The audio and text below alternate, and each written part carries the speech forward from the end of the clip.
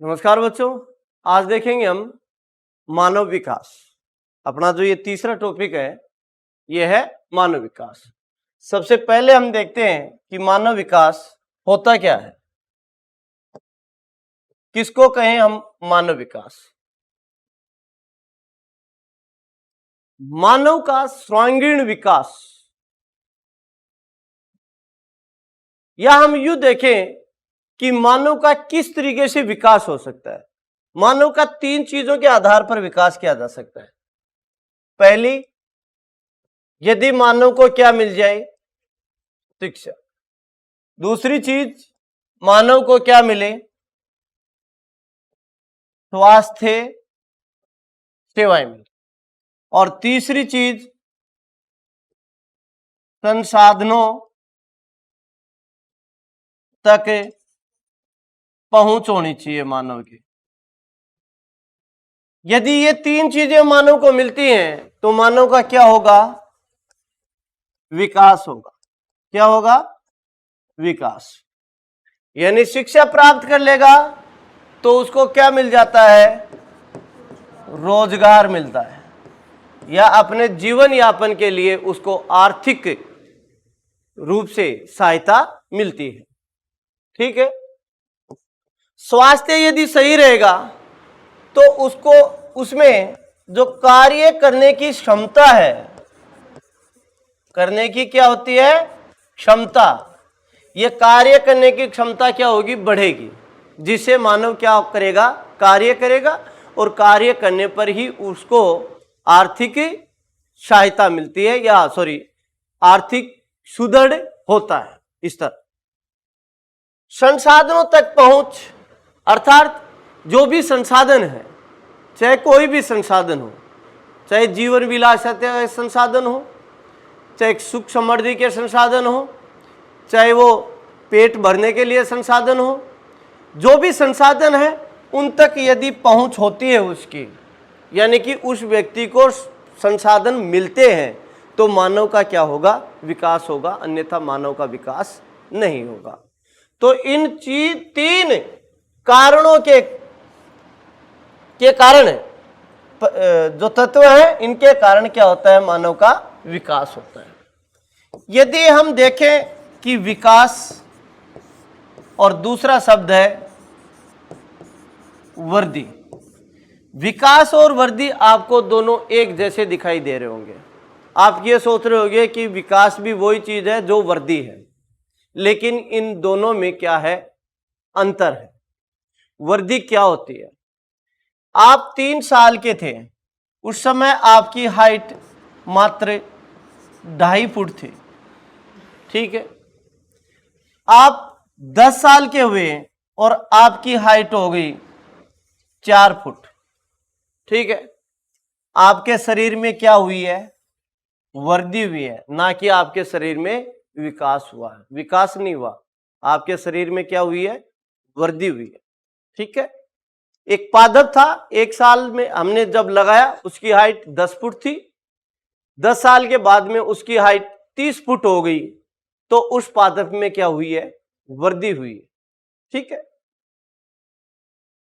जो ये वृद्धि होती है, ये वृद्धि, इसका एक निश्चित समय होता है। ठीक है।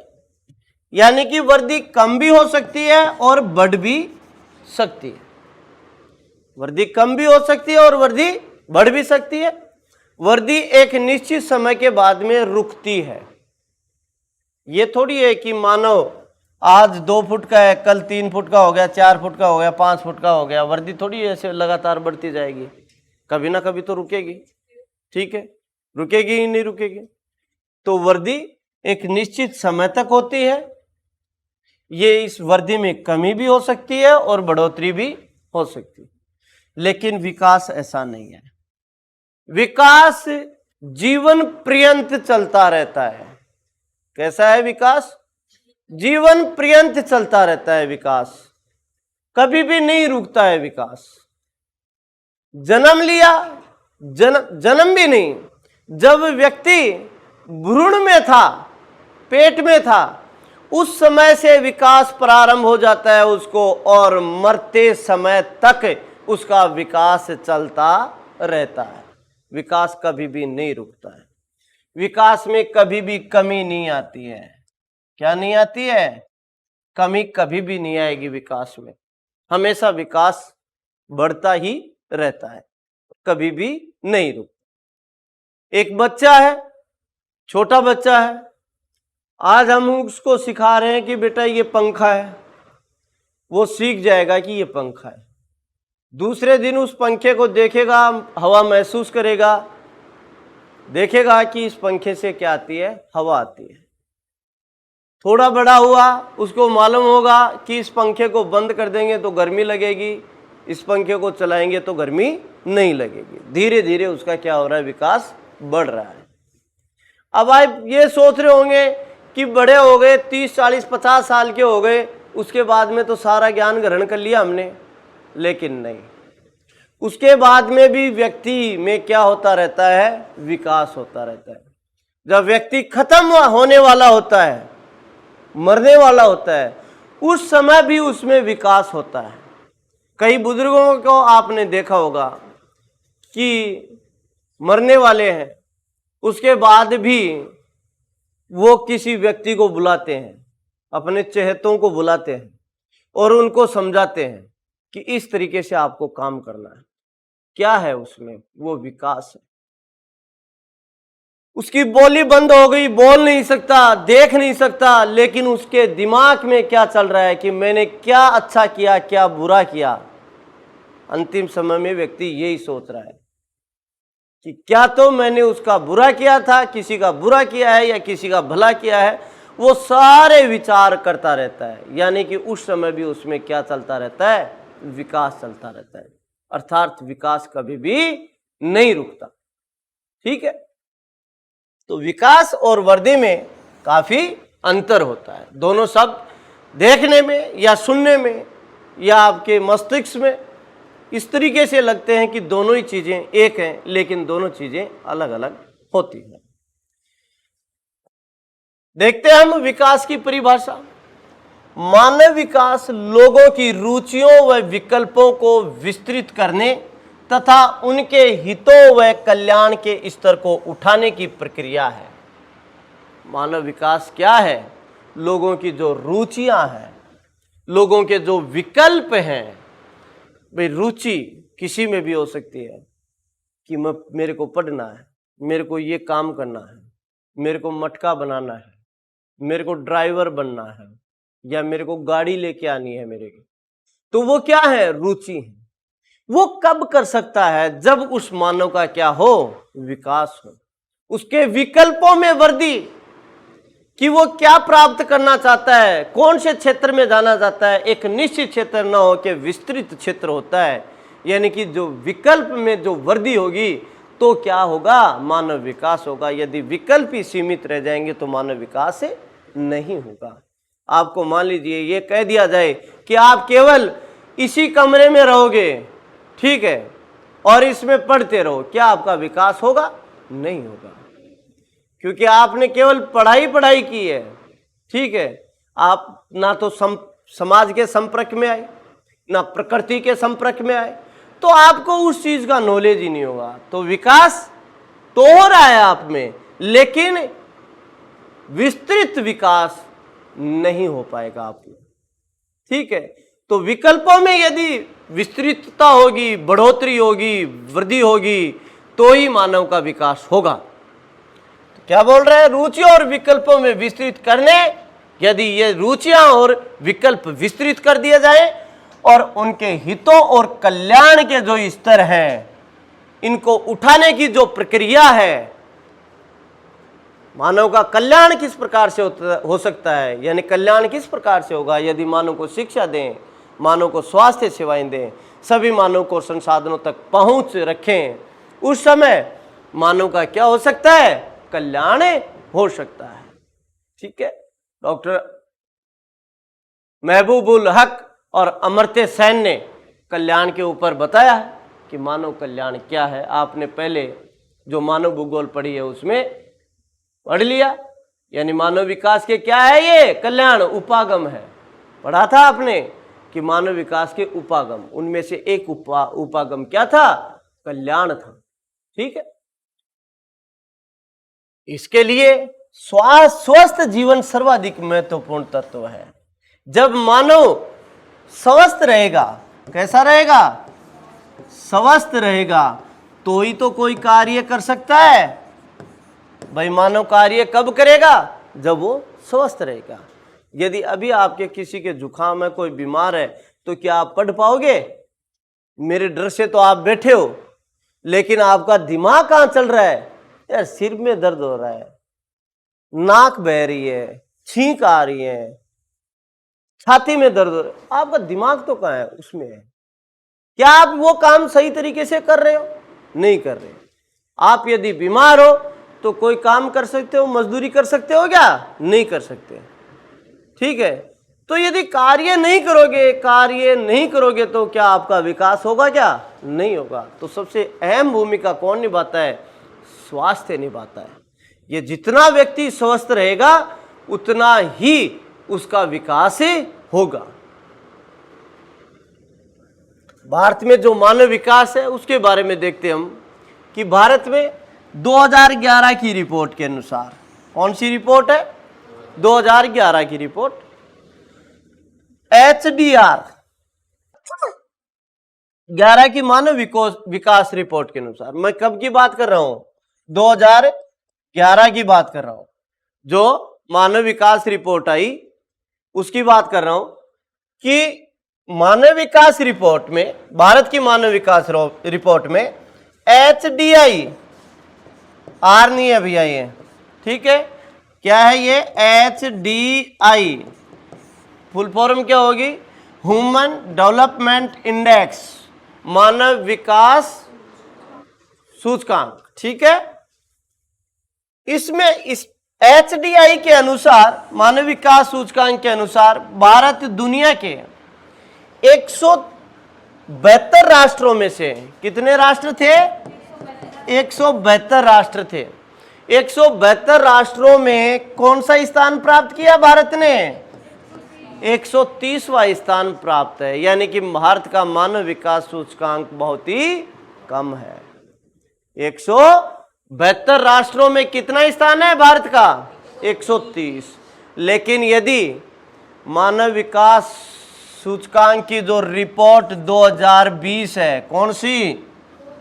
2020 है, उसके अनुसार टोटल देश हुए थे 189 देश। 189 देश में, 189 देशों में से भारत का कौन सा स्थान था? 131वां स्थान है। आपको कौन सा आंकड़ा याद रखना है? 2020 वाला आंकड़ा याद रखना है कि भारत का यदि प्रश्न आपको दे दिया जाए एग्जाम में, तो भारत का मानव विकास सूचकांक में कौन सा स्थान है? कौन सा स्थान है? 131वां। ठीक है, और कितने देशों का मानव विकास सूचकांक निकाला जाता है? 189 देशों का मानव विकास सूचकांक निकाला जाता है। भारत का योजना आयोग भी भारत के लिए मानव विकास रिपोर्ट तैयार करता है। देखिए, विश्व में मानव विकास रिपोर्ट कौन तैयार करता है? विश्व में कौन करेगा? यूएनडीपी। कौन करता है? UNDP, United Nation Development Programme. ठीक है, ये विश्व का क्या निकालती है? मानव विकास सूचकांक। लेकिन भारत स्वयं भी मानव विकास सूचकांक निकालता है। एक तो किसने निकाल दिया? यूएनडीपी ने। किसने निकाल दिया? यूएनडीपी क्या जारी करेगी? HDI, ह्यूमन डेवलपमेंट इंडेक्स जारी करेगी। उसमें सभी देशों का, यानी कितने देशों का? 189 देशों का मानव विकास सूचकांक निकाल देगी। लेकिन फिर भारत स्वयं भी अपना मानव विकास सूचकांक निकालता है। भाई यूएनडीपी ने तो पूरे देश का निकाल दिया, लेकिन भारत स्वयं अपने देश का जब मानव विकास सूचकांक निकालेगा तो वो अपने राज्यों का मानव विकास सूचकांक निकालता है। भारत में जितने भी राज्य हैं उनका अलग अलग मानव विकास सूचकांक निकालता है। ठीक है, और ये काम कौन करता है भारत में? योजना आयोग। कौन करता है? योजना आयोग। क्या निकालेगा भारत में योजना आयोग? मानव विकास रिपोर्ट निकालेगा। ठीक है, क्या निकालेगा? मानव विकास रिपोर्ट। ठीक है, केंद्र शासित प्रदेशों की निकालेगा। इसके अलावा राज्य अपने विश्लेषण की इकाइयों के रूप में जिलों को लेते हैं। फिर देखिए, भारत ने निकाल ली। भारत ने किसकी निकाली? अपने जितने भी राज्य थे और केंद्र शासित प्रदेश है उनकी निकाल ली। फिर राज्य जैसे राजस्थान है, राजस्थान स्वयं भी अपनी मानव विकास रिपोर्ट निकालेगा। अब वो किसकी निकालेगा? अपने जिलों की निकालेगा कि कौन से जिले में मानव विकास सूचकांक अधिक है, कौन से में कम है। योजना आयोग अपनी मानव विकास रिपोर्ट में यूएनडीपी द्वारा चयनित अन्य संकेत जैसे आर्थिक प्रगति, सामाजिक सशक्तिकरण, सामाजिक वितरण, न्याय, अवसरों की पहुंच, व्यवस्था और राज्यों द्वारा बनाई गई कल्याणकारी नीतियों को शामिल करता है। ठीक है, ये भारत क्या क्या किसके ऊपर आधारित निकालेगा? जैसे उसकी आर्थिक प्राप्ति कितनी है किसी राज्य की, उसमें सामाजिक सशक्तिकरण कितना है, सामाजिक वितरण, न्याय यानी समाज को न्याय कितनी मिलती है, संसाधनों तक या अवसरों तक पहुंच कितनी है, स्वच्छता कितनी है उस राज्य में, और राज्य द्वारा बनाई गई जो कल्याणकारी नीतियां हैं वो किस तरीके से बनाई गई हैं। इनके आधार पर एक राज्य या राष्ट्र, जो जैसे भारत राष्ट्र है, वो इनके आधार पर मानव विकास रिपोर्ट तैयार करता है। ठीक है, अब देखते हैं हम भारत में मानव विकास की कम स्कोर स्थिति के लिए जिम्मेदार कारक, यानी कि वे कारक कौन से हैं जो भारत की मानव विकास सूचकांक को कम करते हैं। भारत का मानव विकास सूचकांक कम है, ठीक है, तभी तो हम कितने पायदान पे हैं? 131वें पे हैं। उसके लिए कौन कौन से ऐसे जिम्मेदार कारक हैं जो मानव विकास को क्या कर रहे हैं? कम कर रहे हैं। ठीक है, अब इसमें पहला जो कारक है वो देखते हैं हम, ऐतिहासिक कारक। कौन सा है? ऐतिहासिक कारक के अलावा भारत में जो सामाजिक और सांस्कृतिक कारक भी भारत के मानव विकास को क्या कर रहे हैं? कम कर रहे हैं। तो ऐतिहासिक कारक में देखेंगे हम, इनमें उपनिवेशवाद, साम्राज्यवाद और नव साम्राज्यवाद शामिल हैं। यानी पहले हमारा राष्ट्र क्या था? उपनिवेश था। किसका उपनिवेश था? ब्रिटेन का। साम्राज्यवाद था हमारे देश में, नव साम्राज्यवाद शामिल था। सामाजिक एवं सांस्कृतिक कारकों में इनमें मानवाधिकारों का उल्लंघन क्या है? मानवाधिकारों का उल्लंघन ज्यादा होता है भारत में, इसलिए मानव विकास सूचकांक क्या है? कम है। नस्ल, धर्म, लिंग और जाति आधारित भेदभाव, ये भेदभाव किए जाते हैं भारत में। धर्म के आधार पर भेदभाव किया जाता है, जाति के आधार पर भेदभाव किया जाता है, लिंग के आधार पर भेदभाव किया जाता है। इससे मानव विकास सूचकांक क्या होगा? कम प्राप्त होगा। अपराधों की सामाजिक समस्या, अपराध भी बढ़े हुए हैं भारत में। आतंकवाद और युद्ध जैसी सामाजिक भेदभाव शामिल है। आतंकवाद की समस्या भी है हमारे देश में। आंतरिक जो कलह है वो भी समस्या हमारे देश में। तो ये कारक ऐसे हैं जो किसको प्रभावित कर रहे हैं? मानव विकास सूचकांक को प्रभावित कर रहे हैं। यानी कि भारत का मानव विकास सूचकांक कम करने के लिए उत्तरदायी कारक है। कौन कौन से हैं? कि हमारे देश में क्या होता है? मानवाधिकारों का उल्लंघन होता है, धर्म, लिंग, जाति, इनमें भेदभाव किया जाता है, आतंकवाद जैसी समस्याएं उत्पन्न है, आंतरिक सामाजिक कलह हमारे देश में मौजूद है। इसलिए मानव विकास सूचकांक में क्या आती है? कमी आती है। राजनीतिक कारकों की वजह से भी मानव विकास सूचकांक में क्या आ रही है? कमी आ रही है। इनमें राजनीतिक स्थिरता और राज्य की प्रकृति, सरकार के रूप, सशक्तिकरण और इसका स्तर शामिल होता है। जो कई बार हमारे देश में राजनीतिक अस्थिरता आ जाती है, लेकिन इतनी नहीं आती है हमारे देश में राजनीतिक अस्थिरता, लेकिन थोड़ी बहुत राज्यों में देखी जाती है। कई राज्य होते हैं जिनमें राजनीतिक अस्थिरता रहती है, ठीक है। उनकी वजह से मानव विकास सूचकांक में क्या आती है? कमी आती है। अब हम देखते हैं मानव विकास सूचकांक। देखो, ज्यादातर ये पाठ आपका पढ़ा हुआ है, ठीक है। आपने मानव भूगोल में अच्छी तरीके से अध्ययन कर लिया था इसका। हम एक सरसरी दृष्टि से हम इसको देख रहे हैं, बाकी आपको आता है ये। तो हम देखेंगे कि मानव विकास सूचकांक, मानव विकास सूचकांक एक मापक है जिसके द्वारा किसी देश के लोगों के विकास का मापन उसके स्वास्थ्य, शिक्षा स्तर तथा संसाधनों तक उनकी पहुंच के संदर्भ में किया जाता है। ये बात मैंने आपको पहले ही बता दी कि मानव विकास जो सूचकांक है इसको किस तरीके से ज्ञात किया जाता है, यानी है क्या ये मानव सूचकांक क्या है?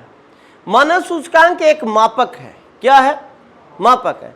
जैसे हम बात करें कि हमने व्यक्ति की हाइट माप ली सेंटीमीटर में, ठीक है, वो वर्दी है, ठीक है, किस में माप ली हमने? सेंटीमीटर में। लेकिन विकास को कभी मापा जा सकता है क्या? विकास को हमें किन्हीं आंकड़ों में नहीं माप सकते कि विकास हो गया 10 फुट का हो गया, विकास हो गया 20 फुट का हो गया, अंतिम समय में विकास हो गया 200 फुट का हो गया। माप सकते हैं क्या ऐसा? किसको लेना पड़ेगा हमारे को कि मानव को स्वास्थ्य सेवाएं कितनी उपलब्ध है, मानव में कितनी शिक्षा आई है, क्या प्रत्येक मानव संसाधनों तक उनकी पहुंच है। इनके आधार पर हम क्या करते हैं? मानव विकास सूचकांक को निकालते हैं। तो मानव विकास सूचकांक एक मापक है जिसके द्वारा किसी देश के लोगों के विकास का मापन किया जाता है। किसका मापन किया जाता है? लोगों के विकास का मापन होगा। उनके स्वास्थ्य, शिक्षा और संसाधनों तक पहुंच कितनी है उसका मापन किया जाता है। किसके द्वारा? मानव विकास सूचकांक के द्वारा।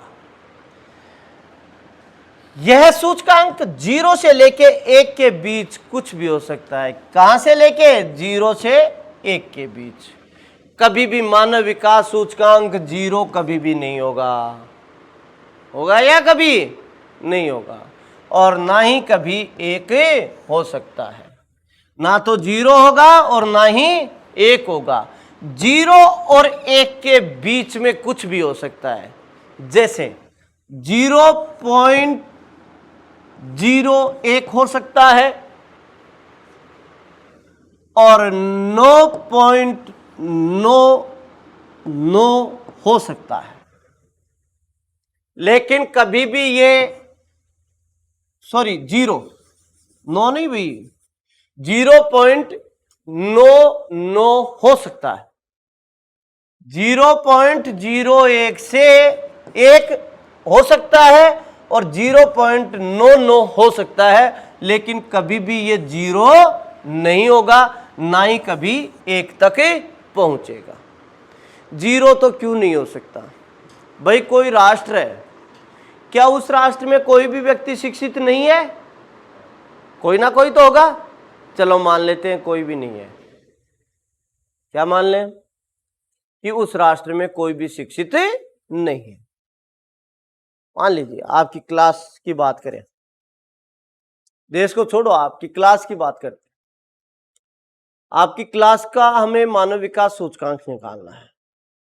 आप में से मान लीजिए कोई भी शिक्षित नहीं है, ठीक है, मान लिया कोई भी नहीं है। आपकी क्लास में मान लीजिए कोई भी स्वास्थ्य सेवाएं नहीं मिल रही हैं, ठीक है। आपकी क्लास में ऐसे हो सकता है कि कोई भी संसाधन की प्राप्ति नहीं है। संसाधन की तो प्राप्ति होगी, आपको होगी कि नहीं होगी? किसी ना किसी को तो होगी।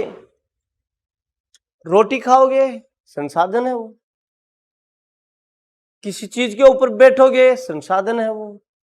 जल पियोगे, संसाधन है वो। यदि आप उनका उपयोग नहीं करते हो तो जिंदा रहोगे क्या? तो मानव विकास किसका निकालोगे? अर्थात संसाधन तो मिलेंगे ना कोई, तो जीरो तो हो नहीं सकता कभी भी।